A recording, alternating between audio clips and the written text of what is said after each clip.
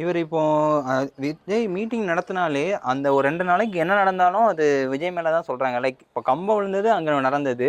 அது இல்லாம எங்கேயோ ஒரு பைக் ஆக்சிடென்ட் யாருக்கோ நடந்தாலும் விஜய் இதுக்கு மாநாடுக்கு வரும்போது தான் நடந்தது அப்படிங்கிற மாதிரி சொல்றாங்களே. ஸோ அதை பத்தி என்ன நினைக்கிறீங்க? அப்போது இன்னைக்கு அந்த இடத்துல ஆக்சிடென்ட் நடந்தால் அதுக்கு விஜய் பொறுப்பேற்றுக்க மாட்டார்ல.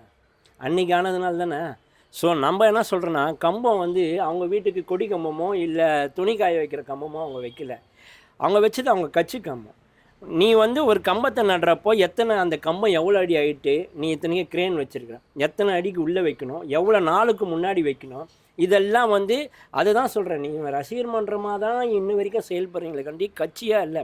ஒரு கட்சியாக இருந்தால் அதுக்கு முன்னாடியே ஒரு வாரத்துக்கு முன்னாடி அந்த இடத்துல எல்லாமே ரெடி பண்ணி அந்த ஆழம் இறக்கி அதோட மண்ணோட தரம், அது எவ்வளோ தூரம் நம்ம பில்லர் போடணும், அந்த முனையில் 2 கம்பி வச்சு பற்ற வைக்கிறது, அதுக்கு உள்ளே இறக்கி அதுக்கப்புறம் மண்ணுக்கு முன்னாடி என்ன போடணும், இதெல்லாம் தெரிஞ்சு அவ்வளோ ஹைட்டுக்கு தாங்குமா, மக்கள் மேலே எதனா பிரச்சனை வருமா, இதெல்லாம் என்ன சொல்கிறது தெரிஞ்சுக்கிட்டு பண்ணணும். அது அந்தளவுக்கு கூட தெரியாமல் பண்ணுறாங்களா? ஒவ்வொரு விஷயத்தையும் அப்படி தான் பண்ணுறாங்க, ஒவ்வொன்றும் அப்படி தான் பண்ணுறாங்க. அது எல்லாமே கிரிஞ்சியாக மாறுது அப்படின்ற மாதிரி இருக்காங்க.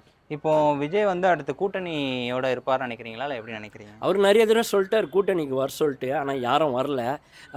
இருக்கிற எல்லாரையுமே வந்து கையகப்படுத்தணும்னு பார்க்குறாரு.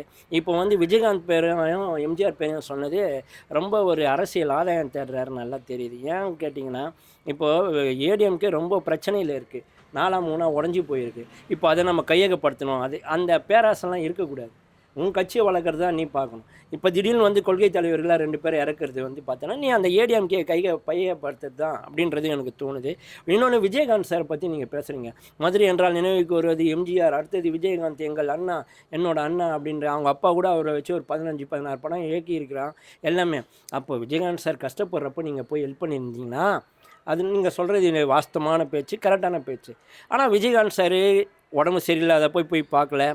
அவரை எதிர்கட்சியாக இருந்தப்போ ஒவ்வொரு எம்எல்ஏக்களும் அவரை விட்டு போகிறப்போ போய் பார்க்கல. ஏன் அவர் அரசியலுக்கு வந்தப்போ எத்தனோ மீட்டிங்கு, எத்தனோ தடவை பிரச்சாரத்துக்கு போயிருக்காரு. அப்போல்லாம் அவருக்கு சப்போர்ட் பண்ணி நீங்கள் எதுவும் பேசலை. இப்போ வந்து உங்கள் அரசியல் ஆதாயத்துக்காக அவரை கூப்பிட்டு வந்து நிற்கிறது, இது ரொம்ப நகைப்புக்குரியதை கூட இல்லை. இது வந்து அசிங்கத்துக்கு உரியது. அவரோட இது அவங்க பசங்க இருக்காங்க, அவங்க பையன் ஒரு படம் நடித்தார். அந்த படத்தில் ஏதோ உங்கள் அப்பா எடுத்து எத்தனோ படத்தில், உங்கள் படத்துலேயே ஆரம்ப காலத்தில் அவர் வந்து கெஸ்ட்டு அப்பியரன்ஸ் ரோல் நடித்து உங்களெல்லாம் காப்பாற்றி விட்டார். அந்த மாதிரி நீங்கள் அந்த சண்முக பாண்டிய படத்தில் நீங்கள் போய்ட்டு அதுமாதிரி பண்ணியிருக்கலாம். அதெல்லாம் பண்ணல. இதெல்லாம் ஆதாயம். எனக்கு தெரிஞ்சு இந்த கட்சியில் திரிஷா கிட்ட தான் போய் நிற்க போகுது. அடுத்து